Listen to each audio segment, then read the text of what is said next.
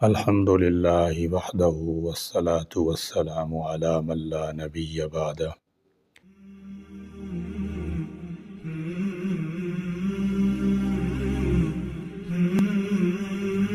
ہر مومن و مسلمان کی خصلت و عادت یہ ہونی چاہیے کہ اسے جس بھی دینی علم کی جس قدر معرفت ہو، جس بھی سنت کا صحیح علم ہو، اس پر وہ خود بھی عمل کرے اور دوسروں کو بھی عمل کرانے کے لیے اس کی اچھے سے تبلیغ کرے۔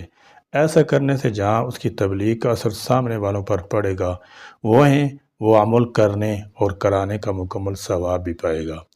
لیکن اگر وہ علم کے بعد خود عمل کرنے کی بجائے صرف لوگوں کو تبلیغ اور نصیحت ہی کرتا پھرے گا، تو جہاں اس کی تبلیغ کا کوئی اثر نہیں دیکھنے والا، وہیں اس کا یہ عمل اللہ کی نظر میں مبغوض بھی ہوگا، کیونکہ قول و عمل میں تضاد، یعنی جو بات کہنی یا نصیحت کرنی ہے اس پر خود عمل نہ کرنا، یہ بہت بری خصلت و عادت ہے۔ جو شخص نفس پرستی، دنیا پرستی اور مادہ پرستی کا شکار ہوتا ہے، اس کے قول و فعل میں تضاد لازمی طور پر ہوتا ہے۔ اسی طرح جو لوگ صدق دل اور حسن نیت کے ساتھ خدا اور اس کے رسول صلی اللہ تعالی علیہ وسلم کی بندگی اور اطاعت کو قبول کر لیتے ہیں، قول و فعل میں ہم آہنگی ان کی زندگی کا جز لا ینفک ہوتا ہے۔ صاحب ایمان اچھی طرح جانتا ہے کہ قول و فعل کا تضاد ایک قسم کا جھوٹ ہے جس سے بچنے کی تلقین دین اسلام نے کی ہے۔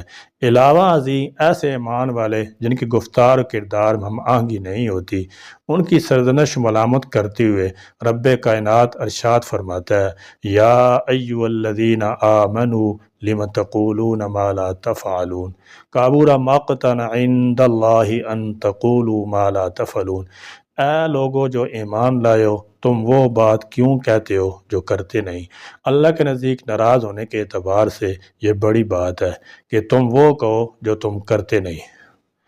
اس آیت میں اہل ایمان کو قول و فعل میں تضاد جیسی انتہائی ناپسندیدہ حرکت پر متنبہ کیا گیا ہے۔ ظاہر ہے کہ جو چیز اللہ رب العزت کی سخت ناراضگی کا موجب بنے، اس کے انجام کے اعتبار سے مہلک ہونے میں کیا شبہ ہو سکتا ہے۔ آیت کا اسلوب بتا رہا ہے کہ اس میں بری روش پر تنبیہ کے ساتھ ساتھ اس سے بعد آ جانے کی ہدایت بھی ہے۔ حقیقت یہ ہے کہ قول و فعل میں مطابقت انسان کی بنیادی صفات میں سے ہے۔ رہے اہل ایمان تو یہ مطابقت ان کی امتیازی خصوصیت ہے۔ قول و فعل میں تضاد منافقین کا عمل ہے، جسے ہم عملی نفاق سے تعبیر کر سکتے ہیں۔ حدیث منافقین کی جو باتیں نشانیاں بیان کی گئی ہیں، ان میں سے ایک نشانی یہ بھی ہے کہ آدمی زبانی طور سے کچھ عہد و پیمان تو کرے لیکن عملی طور پر اس پر وہ خود کاربند نہ ہو۔ اللہ تعالیٰ نے اسلامی تعلیمات کے ذریعے زندگی کے جو آداب سکھائے ہیں، ان میں سے ایک ادب قول و فعل مطابقت ہے۔ احکام اسلام میں اس ادب کی اتنی زیادہ اہمیت ہے کہ اس کی خلاف ورزی کو منافقت قرار دیا گیا ہے اور نفاق کی نشانیوں میں شمار کیے گئے۔ منافق یا نفاق عربی زبان کے الفاظ ہیں اور یہ اصل میں نفق سے بنے ہیں۔ عربی میں نفق دو منہ والی سرنگ کو کہتے ہیں، اس لیے منافق کو دوغلے پان کو کہتے ہیں۔ اندر کچھ ہو اور ظاہر میں کچھ ہو، ظاہر باطن ایک جیسے نہ ہو تو اسے منافقت کہتے ہیں۔ اور جس انسان کے اندر یہ انداز پایا جائے اسے دو رخا یا دو چہروں والا کہا جاتا ہے۔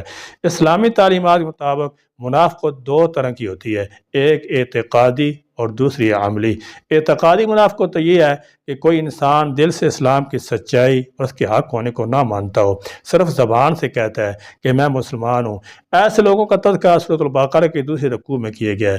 ان کے قول و فعل میں تضاد تھا، جب ایمان والوں سے ملتے ہیں تو کہتے ہیں ہم ایمان لائے ہیں، اور جب کفار کے پاس جاتے ہیں تو کہتے ہیں ہم تو ان کا مذاق اڑا رہے تھے ورنہ ہم تو تمہارے ساتھ ہیں۔ ایسے منافق حقیقت میں کافر ہی ہوتے ہیں، بلکہ ان کا جرم کافر سے بھی بڑھ کر ہوتا ہے۔ دوسری قسم کے عملی منافق ہیں جو دل سے اسلام کی سچائی اور اس کے حق ہونے کو تسلیم تو کرتے ہیں لیکن اپنی انسانی کمزوری کی وجہ سے احکام اسلام پر عمل کرنے میں کوتاہی کرتے ہیں۔ ایسے منافق کی اصلاح تربیت کے ذریعے کی جا سکتی ہے۔ اب یہ کام بہت قابل توجہ ہے کہ نفاق اور منافقت کو کیسے پہچانا جائے۔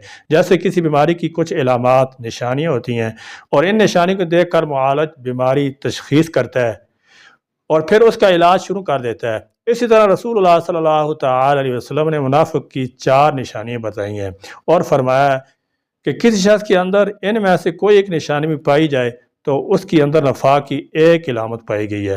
پہلی علامت یہ بیان فرمائی، اذا حدث کذب، جب بات کرے تو جھوٹ بولے۔ دوسری نشانی یہ بتائی، وَإِذَا وَعَدَ أَخْلَفَ، وعدہ کرے تو اس کی خلاف ورزی کرے۔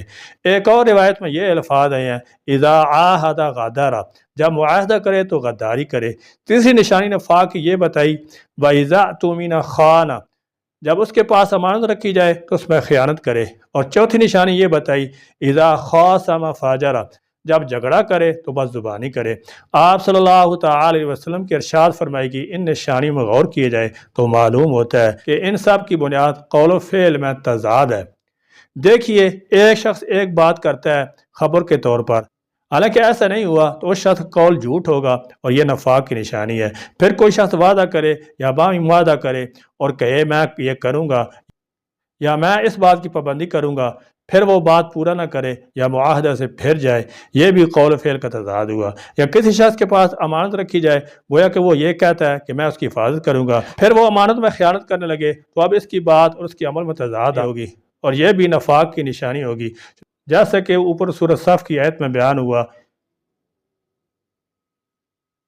یعنی اے ایمان والو، ایسی بات کیوں کہتے ہو جو کرتے نہیں؟ اللہ کے نزدیک یہ بات انتہائی ناپسندیدہ ہے کہ ایسی بات کہو جو نہ کرو۔ اس آیت سے ایک اور پہلو بہت واضح طور پر سامنے آ رہا ہے کہ اس میں انسان کو یہ تعلیم دی گئی ہے کہ جو کام تم نے کرنا نہیں اس کا دعویٰ کیوں کرتے ہو، لہذا ایسے کام کا دعویٰ کرنے کی ممانعت معلوم ہوئی جس کو کرنے کا عزم اور ارادہ ہی انسان کے دل کے اندر نہ ہو، کیونکہ یہ دعویٰ جھوٹا ہوگا۔ کبھی کبھی ایسا بھی ہوتا ہے، انسان کسی کام کرنے کا دعویٰ کرتا ہے، دل میں کام کرنے کا عزم بھی ہوتا ہے، لیکن وہ کام کسی وجہ سے نہیں ہوتا، تو پھر بھی انسان پر قول و فعل میں تضاد کا الزام آ جاتا ہے۔ اس لیے اللہ رب العزت نے ہمیں یہ تعلیم دی ہے کہ اگر دل میں کسی کام کرنے کا ارادہ اور پختہ عزم ہو، پھر بھی اپنے نفس اور اپنی ذات اور اپنی قوت پر اعتماد کرتے ہوئے انسان براہ راست یہ نہ کہے کہ میں یہ کام کروں گا، بلکہ یوں کہے انشاءاللہ میں یہ کام کروں گا۔ یعنی اگر اللہ نے چاہا، قول و فعل میں تضاد کا ایک پہلو تو دعویٰ کا تھا، لیکن دوسرا پہلو دعوت کا ہے، یعنی کوئی شخص دعوت تبلیغ کا کام کرتا ہے، وعظ نصیحت کرتا ہے، لوگوں کو بھلائی کا کام کرنے کی دعوت دیتا ہے، لیکن خود نہیں کرتا، یہ بھی قول و فعل کے تضاد کی ایک شکل ہے، لیکن یہ نفاق کی نشانیوں میں شمار نہیں بلکہ عملی کمزوریوں میں شمار کی جاتی ہے، جس کا ذکر اللہ تعالیٰ نے ان الفاظ میں فرمایا، تم لوگوں کو تو نیکی کا حکم دیتے ہو اور خود اپنے آپ کو بھول جاتے ہو۔ دعوت تبلیغ کے کام میں واقعی یہ بڑی کمزوری شمار ہوتی ہے۔ اس کا منفی اثر یہ ہوتا ہے کہ دعوت تبلیغ کا صحیح طریقے سے اثر نہیں ہوتا، لیکن قول و فعل کا وہ تضاد جو نفاق کی نشانیوں میں شمار کیے گئے، اس کے نقصان دینی دنیوی اعتبار سے بہت شدید ہیں۔ پہلا نقصان تو یہ ہے کہ اللہ تعالیٰ نے فرمایا ہے کہ منافقین جہنم کے سب سے نچلے درجے میں ہوں گے، اور رسول اللہ صلی اللہ تعالی علیہ وسلم نے فرمایا کہ قیامت کے دن سب سے بری حالت دو چہروں والوں یعنی منافقین کی ہوگی۔ معاشرتی نقصان میں سے سب سے بڑا نقصان قول و فعل میں تضاد رکھنے والے کو یہ ہوتا ہے کہ یہ شخص لوگوں کی نظر میں گر جاتا ہے اور اس کی وقت ختم ہو جاتی ہے اور اسے ذلت رسوائی کا سامنا کرنا پڑتا ہے، لہذا لوگ ایسے شخص پر اعتماد نہیں کرتے۔ اعتماد کی دیوار بڑی محنت اور بہت زیادہ دقت میں تعمیر ہوتی ہے، لیکن اس دیوار کو گرانے کے لیے قول و فعل کے تضاد کے صرف ایک دھکے کی ضرورت ہوتی ہے۔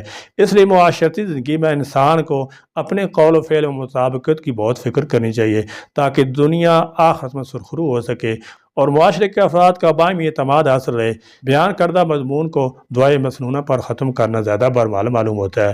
اللہم طاہر قلبی من النفاق وعملی من الریاء ولسانی من الکذب وعینی من الخیانت فإنک تعلم خائنۃ الأعین وما تخفی الصدور۔ اے اللہ، میرے دل کو نفاق سے اور میرے عمل کو ریا سے اور میری زبان کو جھوٹ سے اور میری آنکھ کو خیانت سے پاک کر دے۔ بے شک تو آنکھ کی خیانت کو جانتا ہے اور دل میں چھپے ہوئے رازوں سے بھی باخبر ہے۔ اللہ رب العزت ہمیں اپنے قول و فعل میں مطابقت پیدا کرنے کی توفیق عطا فرمائے۔ آمین۔ وآخر دعوانا الحمدللہ رب العالمین۔